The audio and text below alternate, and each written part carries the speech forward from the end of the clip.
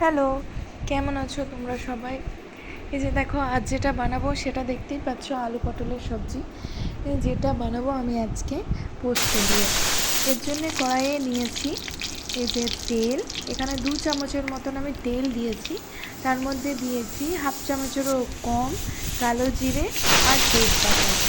আর দেখো, এখানে খুবই পাতলা পাতলা করে আলু আর পটলগুলোকে আমি কেটে নিয়েছি। আলু আর পটল একইভাবে কেটেছি, যাতে ভাজতে বা রান্নাটা করে পরে দেখতে খুব খারাপ না লাগে, এই জন্য।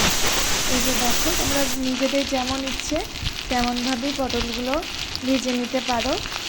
আর এখানে আমি এই যে 4টে বড় সাইজের পটল নিয়েছি আর একটা ছোটো আলু নিয়েছি। এইভাবে পটলগুলো ভালো করে ভেজে নেওয়ার পর এর মধ্যে যেটা দেবো সেটা হচ্ছে, একটু ভাজার পরে যেটা দেবো সেটা হচ্ছে হলুদ গুঁড়ো আর নুন দেবো। তোমরা পরিমাণ মতো নিজেদের ইচ্ছে মতো নুন বা হলুদ কম বেশি দিও। আমি খুবই সামান্য হলুদ ব্যবহার করেছি, কারণ আমার পোস্ততে খুব বেশি হলুদ দিতে পছন্দ করি না, কিন্তু যাতে পটলগুলো খুব বেশি গায়ে না লেগে না যায়, এই জন্যে আমি একটু হলুদ গুঁড়ো দিলাম। এই যে দেখো, আজকে যে পাত্রটাতে ব্যবহার করছি সেটা হচ্ছে মাটি। এটা বাড়িতেই আছে। আমি বেশ 3-4 বার 5 বার রান্না করার পরে একটা আর ইউজ করি না। এই যে দেখো, এখানে আমি পোস্ত বেটে নিয়েছি।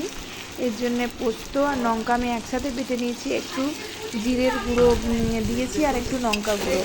আমি জিরে গুঁড়ো দিয়েই পোস্ত বাটি, কিন্তু আজকে বাটা হয়নি, আজকে লঙ্কা দিয়ে বেটেছিলাম, তাই একটু জিরে গুঁড়ো আলাদা করে অ্যাড করে নিয়েছি।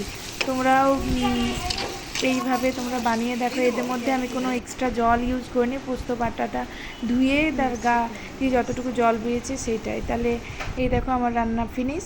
কেমন লাগলো অবশ্যই কমেন্ট করে জানিও। Bye bye.